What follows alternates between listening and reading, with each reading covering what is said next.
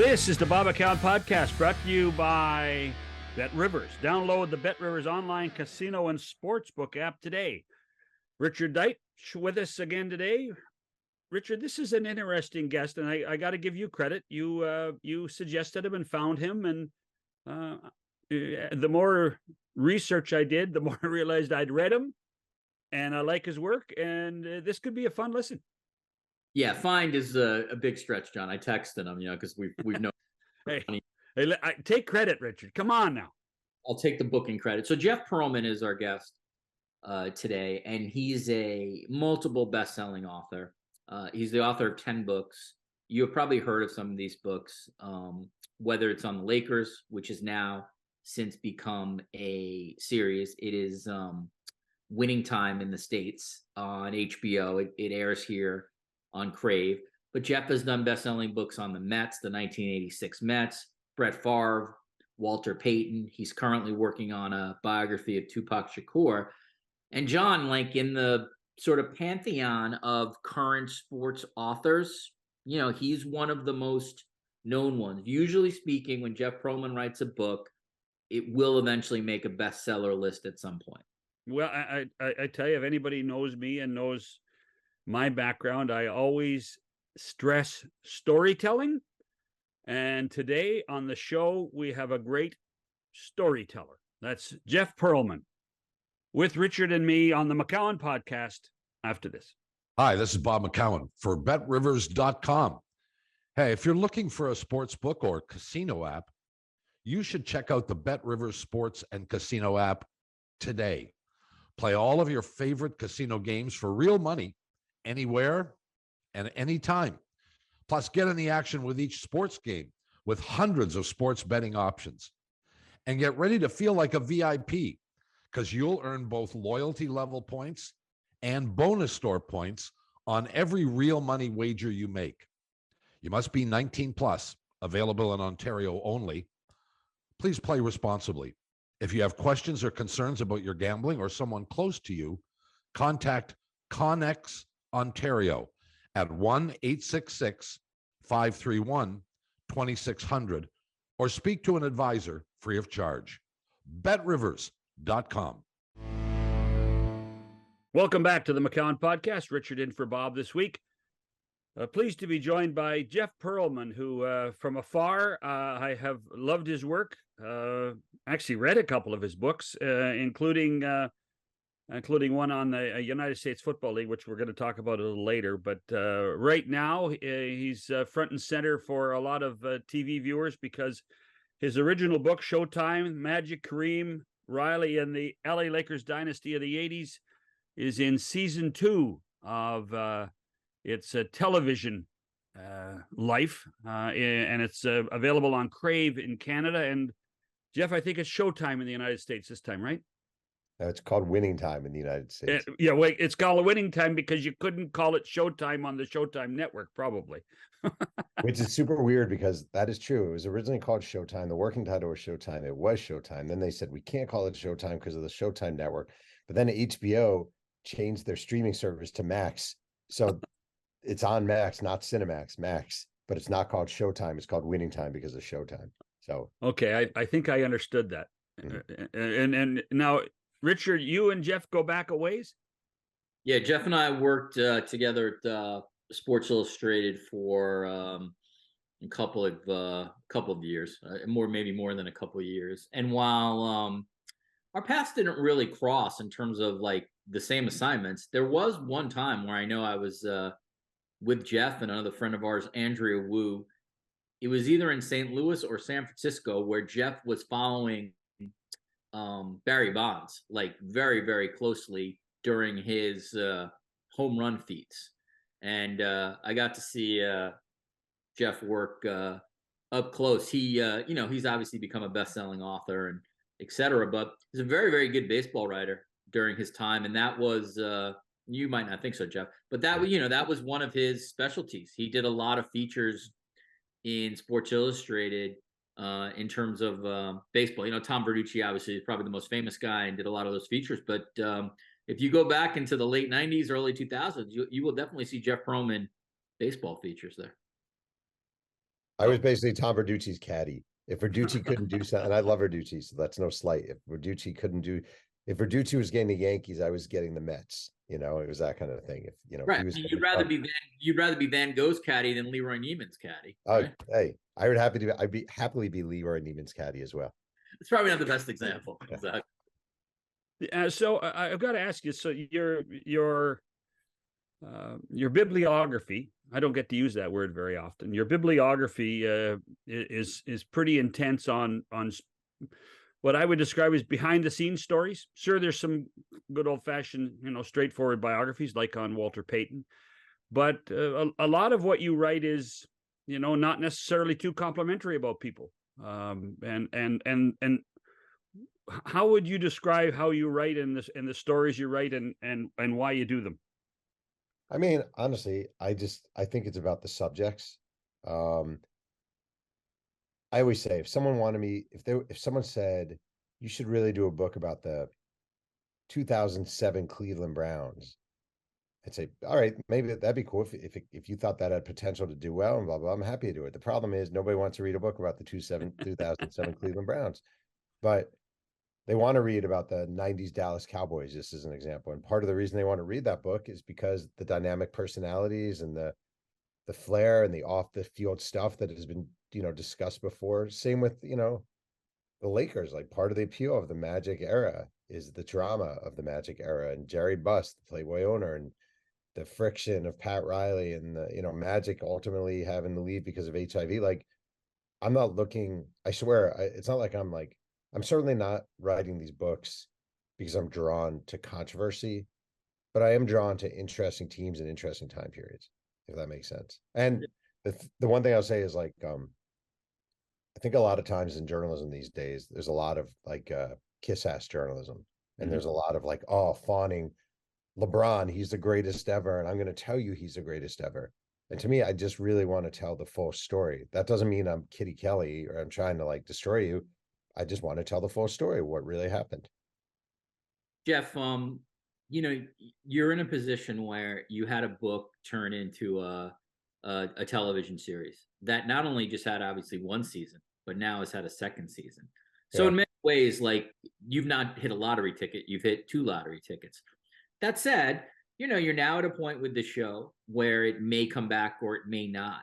And so from your perspective as sort of the author and somebody who, has lived and died with this project, what's that been like to sort of be part of the, I don't know how I say it, like the sort of the Hollywoodization of your work, where a lot of what's going to happen next with Winning Time honestly has literally nothing to do with you. In some ways, you just have to sit back and watch it happen. Very, very, very frustrating. Because like, well, first of all, the whole thing has been dreamy. Like, it's really been dreamy. It's been amazing. But one of the things about it is that I never anticipated. It's just the joy of seeing, it would have never entered my head. It's the joy of seeing all these young actors get their first shots. Like, I can't tell you how satisfying that is. And I remember, all right, one day, I'm not BSing when I tell you this story. During the first season, they were shooting a scene and I was there for the day. And there's like a young actor who's a great guy named Delonte D'Souza, and he plays Michael Cooper. And we were chatting. He's literally sitting there in his Laker uniform, and we're talking off scene. And he goes, do you ever think how crazy it is that you're responsible for all of us working? And I said, that's a way over exaggeration of my role here. Like, I kind of got lucky. He goes, no, man. He goes, if your book didn't exist, we wouldn't all be here doing this right now. That is amazing. You should really be. And it was one of the nicest things anyone ever said to me, right? But I have formed a real attachment to the cast and to seeing these guys sprout, and it like brings me great joy. And I really want it to continue for them. Like, I really want them to continue to have this ride and to continue to be able to work in Hollywood and not have to, for some of them, go back to jobs that they had no interest in doing. So that's a big motivator, and there's almost nothing I can do about it except tweet passionately, which isn't so much these days. Is there enough after series 2 in the Laker dynasty story to make that happen? I mean, material wise, I think there is. My book, so season 1 covered 79-80. Right. Season 2 covers 80 through 84.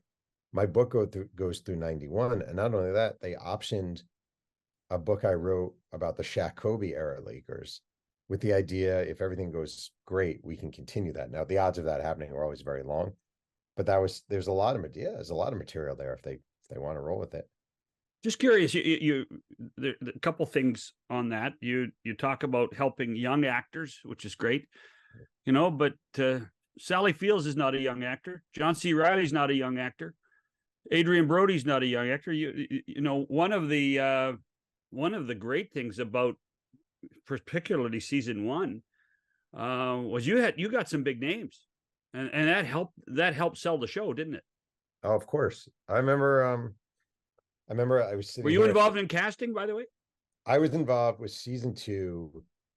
I mean, I can't say I was like a casting guy, but in season 2, they were really cool about it. They kept sending me the demo reels and asking my opinions on the different actors and like, which one do you think would be the best Rambus? Which one do you think? And that was cool. But I certainly wasn't involved in roping in Sally Field to do the show. I was sitting here at my desk one day, and a friend of mine from college named Adrian Mand, she sent me an article that appeared in like Variety Online or the Hollywood Reporter or something, and it said Adrian Brody or John C. Reilly slated to star in Laker show based on book. And I was like, I swear, I was kind of like, oh, who wrote a book about it? And I was like, whoa, like he's in the show. That's insane. And then it would be like Sally Field and Adrian Brody and Rob Morgan and on and on and on. It was like hitting a lottery. It truly was like hitting everything about this is like hitting the lottery, except you don't get paid that much money. Yeah, there's a writer coming out, a truthful writer coming out. It's true. You get paid okay, but it's not. I have 2 kids in college. It definitely helps put your kids, with your kids' college tuition checks, but it's not. You don't get rid. The whole funny thing about the whole Blindside controversy that came out is like the millions and millions and millions of dollars, and I'm like, either that's a little exaggerated or I'm not getting my fair share here. Yeah, studio accounting, man. It's I guess it's a real thing. I want to ask you about we'll eventually get to your books, but one of the toughest things for a film production, whether it's television or feature film movie, when it comes to sports, is like getting the sport accurate or realistic. You know what I mean? Like we've all seen like sports movies where you just cannot buy that these characters are playing the sport. Mm-hmm. Where conversely, like if you see a movie where like the filmmakers like really went hardcore and sort of making this feel real, like it gives it such a great authenticity. So what have you learned about that, Jeff, just from reading them? Because the reality is like you're casting actors who are not former NBA players, but they do have to have at least some kind of size and in theory some kind of athleticism. So you've gotten a real like up close perspective to this now. So what did you come away with in terms of the challenge of making a sports production, like convince me as a viewer that this is real? Something funny happened actually about 6 weeks ago. I play pickup basketball down here where I live. And the actor who plays Larry Bird, whose name is Sean Patrick Small, who's really good. He came down to run in my Saturday morning pickup game. And Sean's about 6'4", and he was a high school basketball player in Northern California, really good player.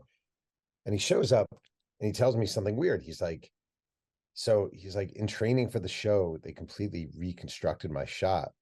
So I shoot like Larry Bird now.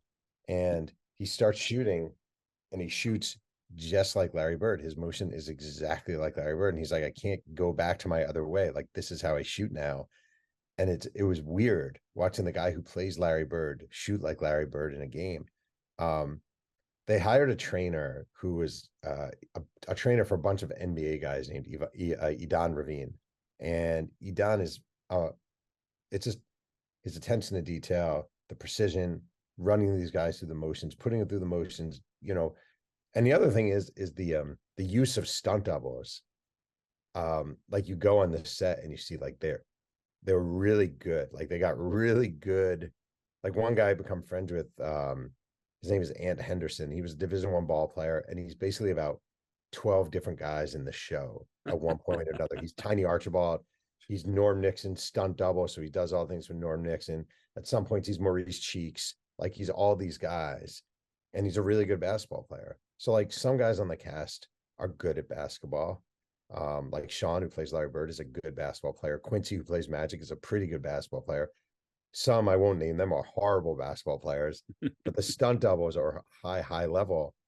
And it costs a ton to shoot those basketball scenes. This is a really expensive show to shoot, which is one of the complications. And someone recently told me it costs about $1 million a day to shoot the basketball scenes, just everything involved, the numbers of people in the arena, etc. So, and the other thing, forget about the players, to recreate locations. You may not know about my background, but I produced hockey in Canada for over 30 years. And I've been to the Great Western Forum, the Fabulous Forum, whatever forum you want to call it, whatever name has been sold to the outside of the building, probably 150 times for events. So I'm a stickler for, well, that's not the Great Western Forum. That doesn't look like the Great Western Forum. They probably shot it at the LA Sports Arena and made it look like the Great Western Forum. But I'll tell you what, it's pretty damn close. yeah, It is pretty damn close. And little things at the Forum, like the railings, the gold railings, the half orange, half gold seats. The whole concept of the arena that Jack Kent Cooke designed is pretty darn close in that. And that to me is, whether that's CG or whether that's actual set design, they did a very good job with it. You have to be pleased about that.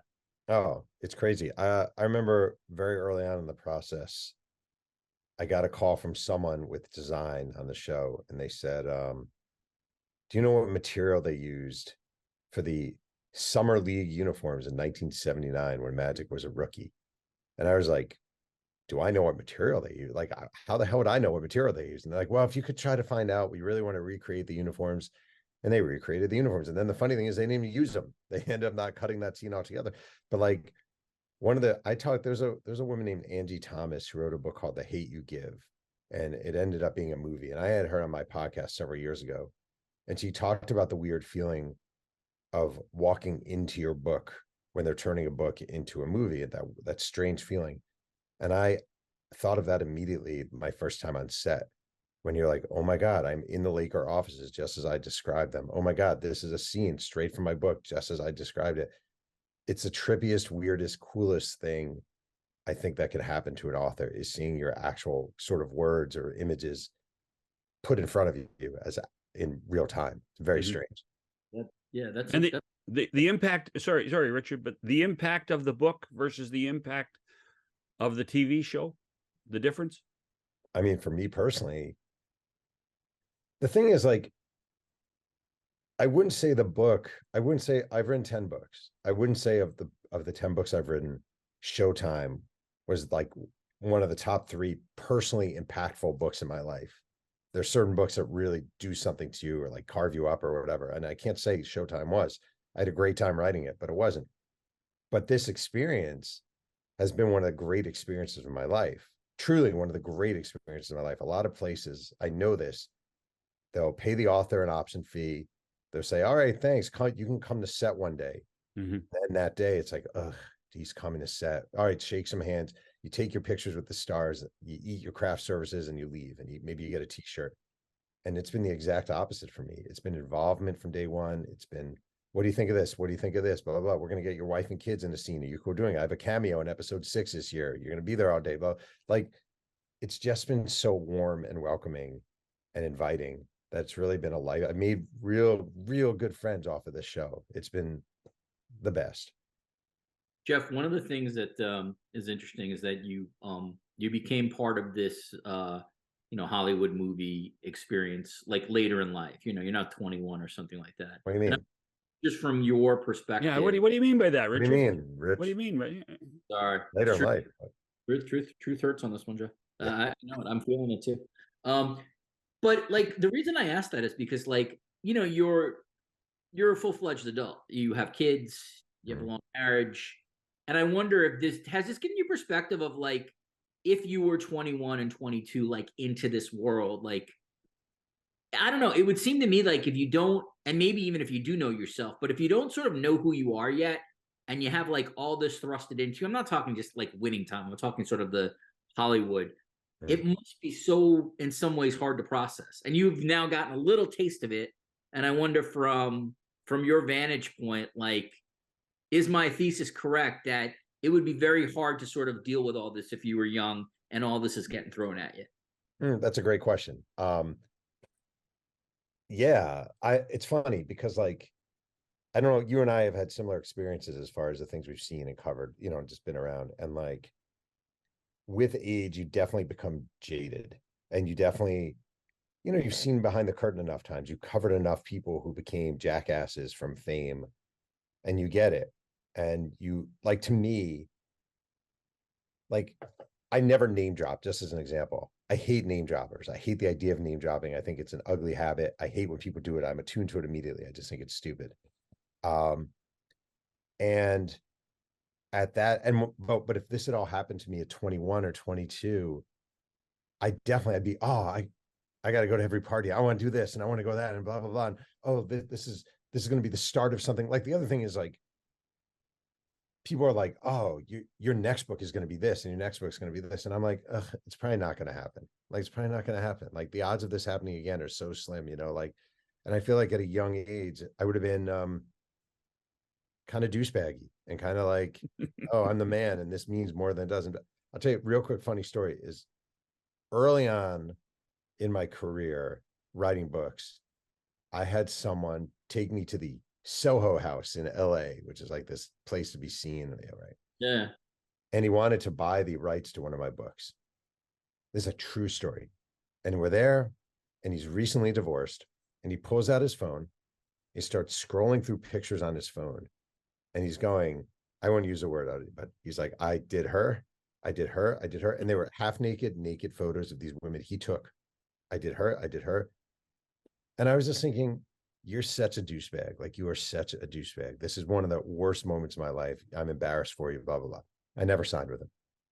But maybe at 22, I would have been like, whoa, I got to get in on that. Like, you're just like, you're young and you're dumb and you're immature.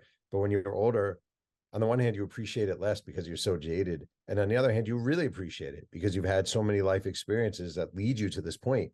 And you realize this kind of thing doesn't happen every day, so. Two-part question. Were you involved in the script for the show at all? Would they send you drafts? Yeah, they would send me drafts. And it was mainly, my main role, I would say early on especially, was, did this really happen? How accurate is this? How feasible is this? Yeah. How do we avoid the lawsuit? Well, I don't know if it was about lawsuits so much as it was about trying to be accurate within the realms of an entertainment TV show. Like, they weren't, I would say, like, there's a scene in episode 1 where Magic and Norm Nixon play one-on-one at a quote unquote white party. Yeah, I remember that. White. Didn't happen. It represented something. It's my least favorite scene in this whole series, actually. I didn't think either. I meant to ask you that. No, I hated it. Didn't happen. I mean, hated strong, but it didn't happen. But they really, what you learn doing this is, like, I used to be the worst audience for sports movies. I still am. I can't watch Moneyball and be like, oh, Moneyball, this is great. I watch Moneyball and I'm like, really? They won because of Scott Hatterberg, not because of Zito Mulder, Hudson, Tejada, and Chavez. Do not let the truth get in the way of a good story, Jeff. Well, that's the thing. I'm always that guy. But then it becomes your show and you become the ultimate hypocrite. And you're like, what are you people complaining about? It's just a TV show. Don't you get it? So it is interesting. Like, I had to adjust to that. And I did read every script. They had me read them. They've had me really involved. I watched the episodes very early on. They not only have sought my feedback, but they've actually listened to it, which is kind of refreshing and endearing. So again, it's been great. The second part is, and this has really nothing to do with anything we're talking about today, but we have been witness to a writer's strike in Hollywood. Yep. Does it give you a new appreciation for what these people have done and what they're going through? Man, this whole experience has just given me an appreciation for the rigors. The one thing I've learned is that I don't think I'd ever want to work in a writer's room. Like, it just hours are long and it's hard. And the payoff is, like, one day you might have your show on TV and you get free lunch. Like, that's about it. But, like Richard, I'm sure I'm like a solo writer. I'm a solo act, like, I don't want to write with a bunch of people. And these guys work so hard. And it is kind of crazy how the industry has not adjusted truly to streaming. And like, it's still running basically under the old model of like residuals. Like if you're a writer for Different Strokes in 1982, you hope the show winds up in a rerun so you can get paid per episode of reruns, but that's not a thing anymore. And it doesn't matter if your show streams 8 million times or 12 times, you're basically getting paid the same amount for that. It's insanity. So I have a lot of appreciation for you.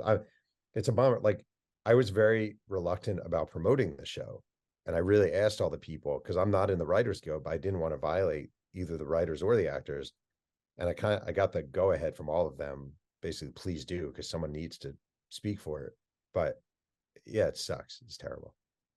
Jeff, one of the things that happens when you write as many books as you have is that, years later, new information comes out, or years later, things change.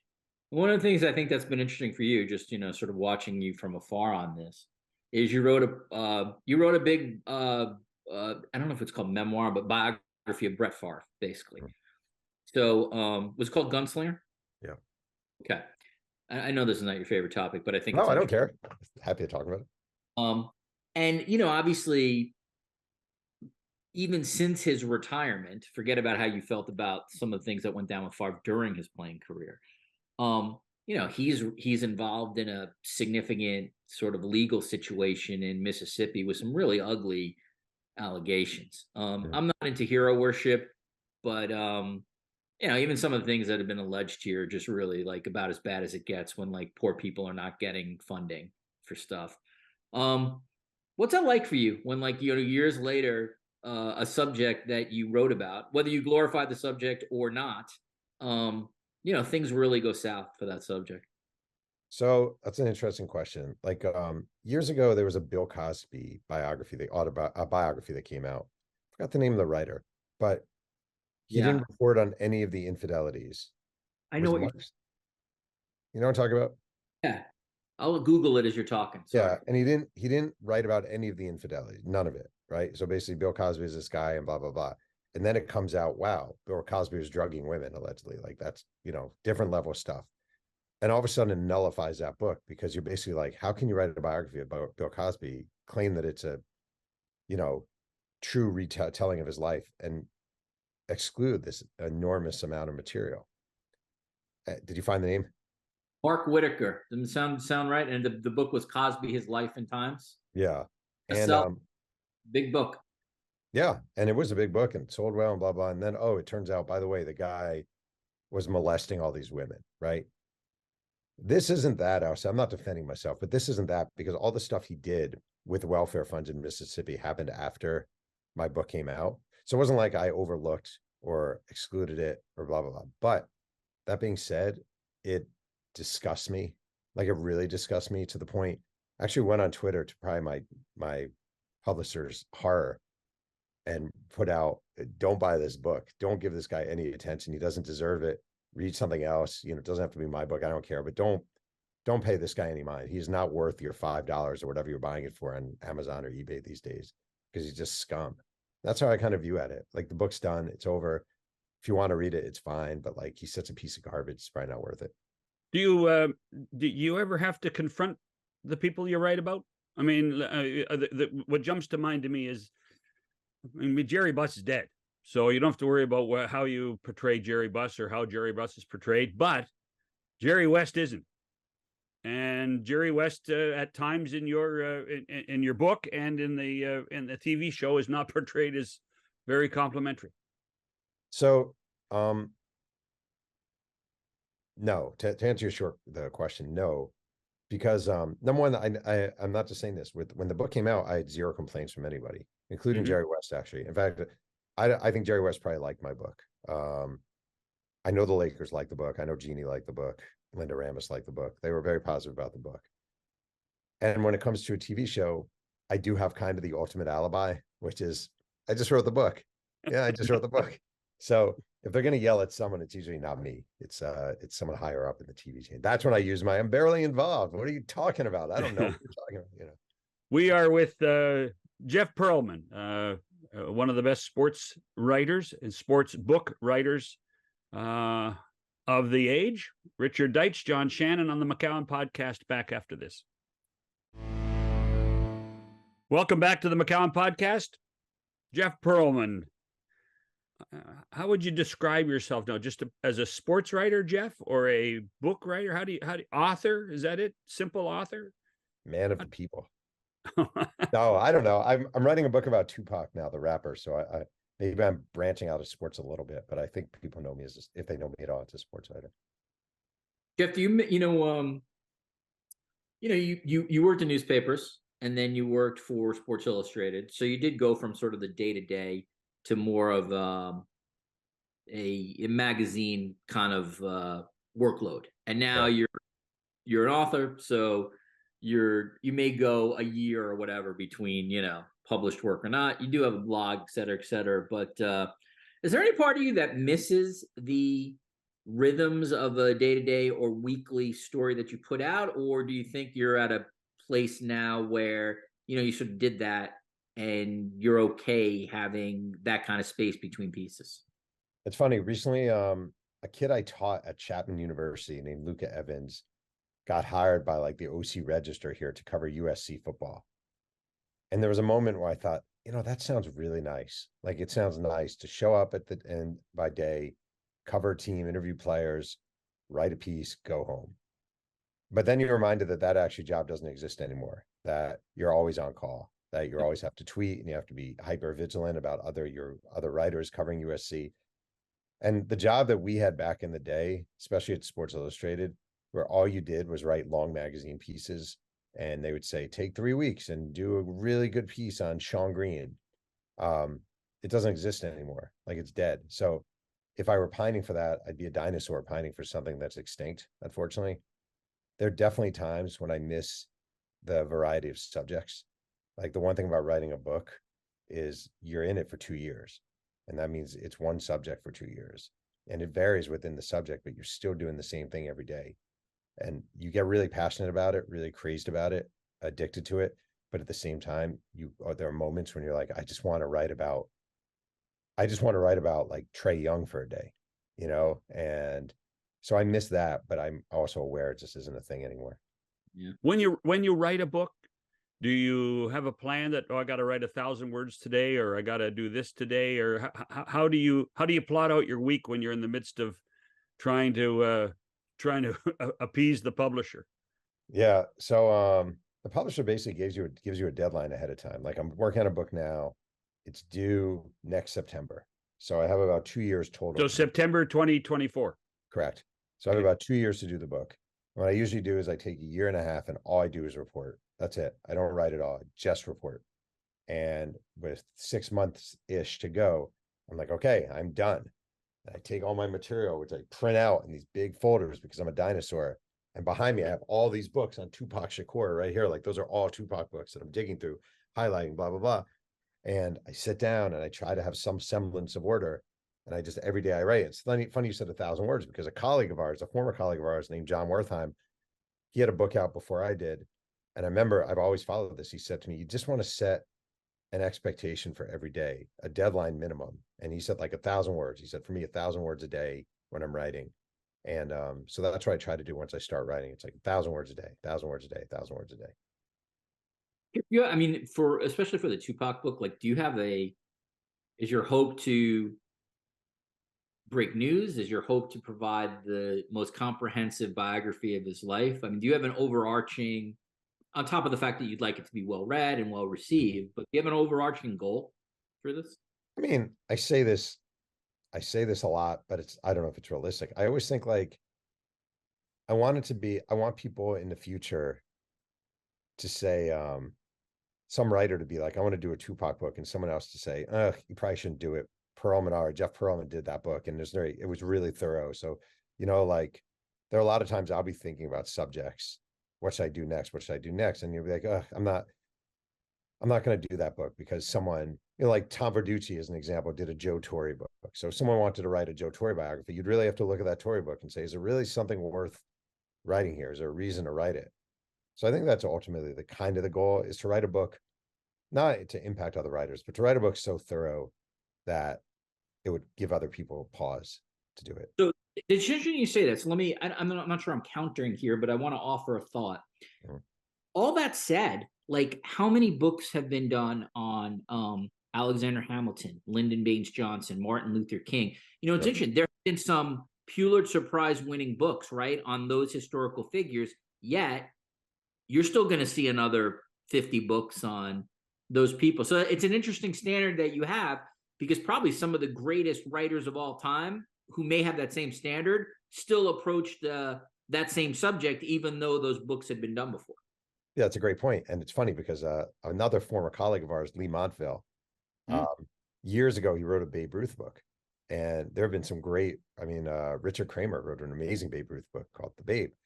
And I remember asking Montville, I was like, I mean, why are you writing a Babe Ruth book? So many people have written Babe Ruth books. And he said, but nobody's written my Babe Ruth book. And I do think ultimately, honestly, that's like the thing is like, I mean, I could show you my bookshelf. There are 50 Tupac books of some variation or another, but nobody's written my Tupac book, you know?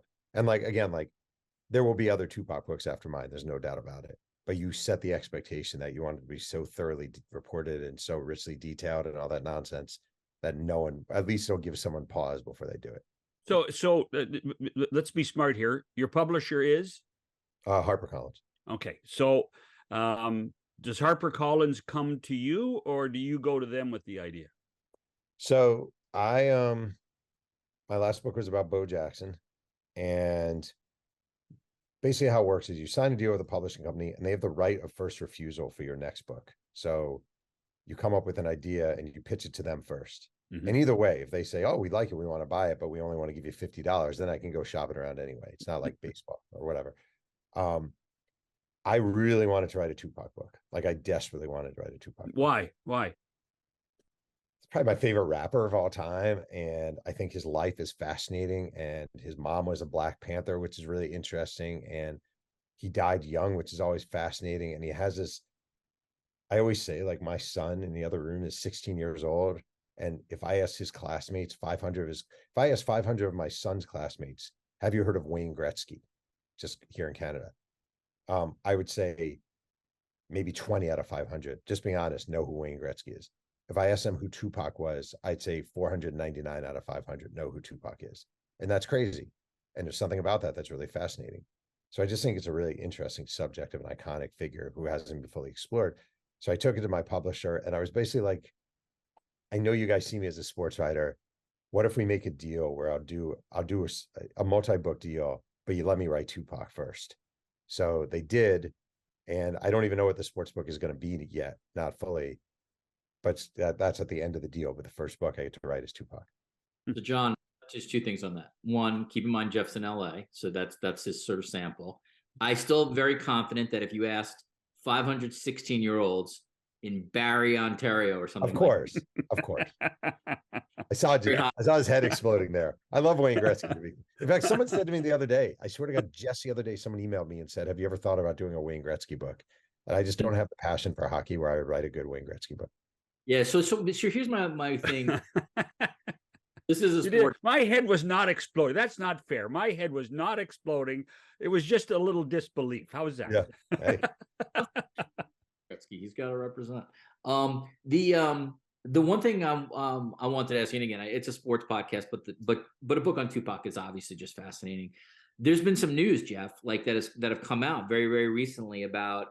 You can correct me if I'm wrong, but potential new evidence or potential new search warrants when it comes to one of the leading suspects of who some theorists think is the shooter of Tupac Shakur or related to the shooter of Tupac Shakur. So like, is that part of what you're doing? Like, do you have to stay on top of all the historical stuff you're doing? Like, does that also become part of your book that in the summer of 2023, there was a lot of Tupac Shakur news? Yeah, I hate it actually. You want everything to stay static. Like I like finding new news. I don't like new news happening as I work on the book, but yeah, definitely. The funny thing about the whole Tupac thing is it's not really, the surprise isn't, so it's basically this guy, Keefe D, who was in the car and gave the shooter Orlando Anderson a gun to use. And in Tupac world, that stuff has been really well known for years. It's just never been, the police investigation never fully, it never closed. So it's actually not surprising news. It's surprising that Las Vegas police are going after it 27 years later. Yeah, but I find it annoying. Like for me personally as a writer, I'm like, just stop. Can we all stop now? Can you stop? Stop. I just want to write this book. I don't want more Tupac news as I'm working on a book about Tupac. So I true confession, I've only read a couple of Jeff's books, but one of them, I know, it doesn't mean I haven't bought them. Because that, Rich, you told me if I came on this podcast, you guys would read all my books. Is it really? Jeff, let's be honest, Jeff, as we say in wrestling parlance, we've put you over massively on this podcast. That's one. So, but you, one of your books is written about one of my favorite topics, and that is that basically football for a buck, the history of the United States Football League. I love startup leagues. I go back to the ABA. I go back to the WHA, the World Football League, all of those leagues. I couldn't get enough of any of that stuff. And being a Canadian and one of the most prolific owners in the USFL was John Bassett. Yep. And I knew John's son. It was a fantastic read about a league that probably should have survived had they stayed in the spring, correct? Oh, yeah. Wait, well, there's no guarantee it would have survived, right? I mean, a lot of things would have had to happen, but it certainly would have lasted longer. I just want to say on my wall, I just took this off my wall, is a letter that John Bassett wrote. It's a copy of it to Donald Trump when John Bassett was the owner of the Tampa Bay Bandits in August 16th, 1984. And one of my favorite passages ever, I know Richard's smiling because he knows his letter, is he wrote to Trump, "You're bigger, younger, and stronger than I, which means I'll have no regrets whatsoever punching you right in the mouth the next time an instance occurs where you personally scorn me or anyone else who does not happen to salute and dance to your tune. I really hope you don't know that you're doing it, but you're not only damaging yourself with your associates, but alienating them as well. Think before you shoot, and when you do fire, stick to the message without killing the messenger." And this is the best part. "Kindest personal regards, John Bassett." Well, typically Canadian, right? It's so good. It's the best letter ever. I will tell you, John Bassett is to me a hero. He truly is. And he died of brain cancer in the waning days of the USFL. He was the only other owner who had the guts to stand up to Donald Trump. And it's really interesting because Donald Trump, once John Bassett got sick with a brain tumor, Donald Trump stomped all over him. And it was the same way he treated John McCain here in the US when John McCain got sick with a brain tumor. He stomped all over him too. And Bassett saw through it all. Bassett saw everything through that guy. And I used that letter a million times. I was like, if you really want to understand Trump, go back to the USFL and look at his relation with John Bassett. Look at how he undermined the league. Look at how he undermined the TV deals over and over and over again. That league was great, but he saw it as a ticket to the NFL. Well, and people don't realize how close Donald Trump came to buying the Buffalo Bills. No, here's the thing. He really didn't. He made an offer. Right. It's all show with that. Everything is show with that guy. It's true. He made an offer. It was a low ball offer. Then when they didn't accept the offer, this is a true story about this freaking crumbag of a human being. He made a BS offer for the Buffalo Bills. So he would be in the news making an offer for the Bills. He was never going to have his offer picked up. When it wasn't picked up, whoever bought the Bills, I forgot the guy's name. Terry Pagula. Yeah. Right. He holds a press conference, blah, blah, blah, announcing himself. And Donald Trump live tweets or whatever during the press conference, bashing the guy, saying how it should have been him, what a mistake it was. And Donald Trump never even put in a real serious offer to buy the Bills. So it was all smoke and mirrors. All of it. This is garbage. It's just garbage. One thing I would say is, if you, I mean, there's obviously at this point so much, you don't really necessarily have to go back to the USFL. But one of the on top of just the fact that it was a fascinating league, and you gotta love like Bobby Hebert and all those guys from the USFL. Bobby Hebert, I love nice Bobby name Hebert. Oh yeah, I love Bobby Hebert. So Jeff's book, like, if you want some insight into like the pathology of Donald Trump, just read about how he was in the USFL, because it literally follows the same pattern that the dude has always followed, including his time as the United States president. And I'm with you, Jeff, on Bassett. Like, he's one of the first guys, or certainly one of the most prominent people in sports, to kind of like figure out the grift and call it out. I wish he obviously didn't pass away, very famous daughter too, who's a really good tennis player. Yeah. But that guy was on it. That guy was on it in the 80s, long before most people. And it's interesting because I don't know what it is about Trump. I really don't. But like, even with the USFL, the owners of those teams were guys who had had a lot of success in business. Trump was a newcomer, and they all just kneeled down before him. They truly did. They just surrendered before him. It is a crazy, and I'll tell you something crazy. This is what I was screaming about this when I was researching the book. Donald Trump signed Doug Flutie, the future great Canadian football quarterback, out of Boston College to be the Generals' new quarterback. And he signed him to the biggest deal in football history. And he sends a letter to all the other owners early in that last season, 1985. And it says, I saw the letter. It says, basically, by bringing Doug Flutie here, I have not only helped the Generals, his team, but the entire league. And because of that, I expect all of you to pay a percentage of his contract. And I always say it was basically Doug Flutie was the Mexico Wall before the Mexico Wall, where he's like, and I'm going to bring Doug Flutie here, and you guys are all going to pay for it. And just like the nation of Mexico, all the other owners gave him the middle finger. We're like, we're not paying your contract. We're not that dumb. So. I tell you what, it's funny you say that. Doug Flutie, Herschel Walker, the New Jersey Generals, first game ever played in the USFL was that first weekend was at the LA Coliseum against the LA Express, and I was actually there. I sat in the seats and watched the game. About 35,000 people in that giant stadium watching. Because the only reason I was fascinated was that the coach of the LA Express was a guy named Huey Campbell, who was a legendary CFL coach in Edmonton for the then named Eskimos. One quick question. I'm sorry, because I'm the host. I get to ask the last question. If you read one sports book, you say you don't like sports books. If you read or sports movies. If you watch one sports movie, what is it? If you read one sports book, what is it? The sports book I really love is A False Spring by Pat Jordan. It's about his time as a minor league baseball player. It's really, really, really, really, really good. It's art. If I watch one sports movie, A League of Their Own. Easily. A League of Their Own is the best sports movie. There's no crying in baseball. There's no crying in baseball. Roger Hornsby was my manager. And he called me a steaming pile of pig shit. And did I cry? No.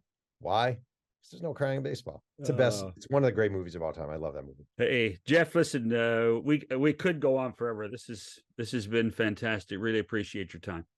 Thank you so much. I appreciate it. Jeff Pearlman with Tupac Shakur's story out in September 2024 for HarperCollins. Richard and I will be back after this on the McCowan Podcast. Thanks to Jeff Pearlman for being on the show. Again, it's Winning Time, the rise and fall of the Lakers dynasty that is on Crave in Canada and on HBO Max in the United States. Richard, we wake up to the news this morning that the Toronto Raptors are being sued by one of their business partners, the New York Knicks, for what would you describe it as? Information, intellectual property, but the Knicks are suing the Raptors.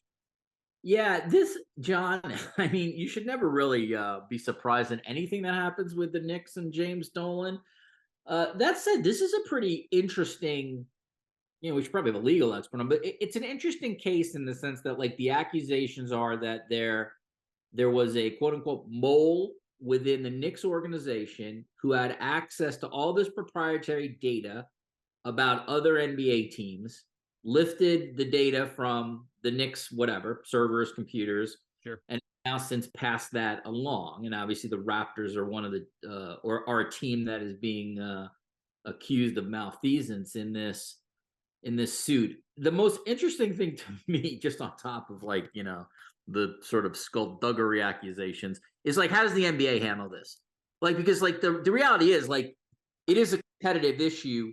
If, it's the reason why, like, all these NFL teams lose their mind. They don't want these players they cut to, like, keep the iPad, and all that other stuff. So, like, there's real competitive stuff here. But man, I'm waiting for the NBA, man. I'd like to know what they're thinking right now, because my first reaction was, this is stuff that stays inside the club. This is stuff that, did Adam Silver, did he rule on it? And Mr. Dolan didn't like the ruling and said, okay, don't worry about it. And I think we know Jim Dolan well enough to say he just said, screw that. The fascination for me, there are some underlying stuff that is that the number 2 guy at MSG now, Madison Square Garden, is a guy named Dave Hopkinson, who is the former chief marketing officer of Maple Leaf Sports and Entertainment. So this is one of those ones where I'm sure that the guys at the NBA office in Manhattan have been sitting with Adam Silver saying, how are we going to get out of this one? Because your business partners are not supposed to do this publicly. You're supposed to do this behind closed doors, and we'll resolve it to the best that we can to everyone's satisfaction. And I mean, there was lots of times over the years when I was at the NHL that teams were mad at each other. And it was, whether it was solved with a conference call or whether it was solved with some sort of ruling by the commissioner or someone else, then life went on. And then everybody abided by the rules. We all know that Jim Dolan doesn't abide by the rules. The Rangers, the Knicks, the Garden have never abided by anybody's rules. And this is just another good example of that. Yeah, so 2 things for me. One, it's a terrible news cycle for the NBA because you want the folks to be on the players and the excitement of the upcoming season, not this kind of stuff. So that's part one. Part two, depending on however it's adjudicated, et cetera, it really does, though, John, you have to admit, set up a pretty intense situation when the Knicks and Raptors play this year. It will give that entire matchup a whole new meaning now. Well, absolutely. I mean, we used to always just think it was the Raptors against R.J. Barrett. Now it's the Raptors and the Knicks and the boardroom bash. Lawyers. Yeah. Could you imagine the lawyers playing a game of basketball? I don't think I could. So here, tomorrow's Hump Week, and I guess in the concept of continuing our New York theme, we're gonna bring aboard a New York legend. Mike Keenan was the coach of the New York Rangers when they last won the Stanley Cup in 1994, and he is now in line to be the coach at the 2026 Winter Olympic Games in Italy for Italy. So I thought we should talk to Mike about how good his Italian is. That's Richard and me and Mike Keenan tomorrow on the McCowan Podcast. We'll talk to you then.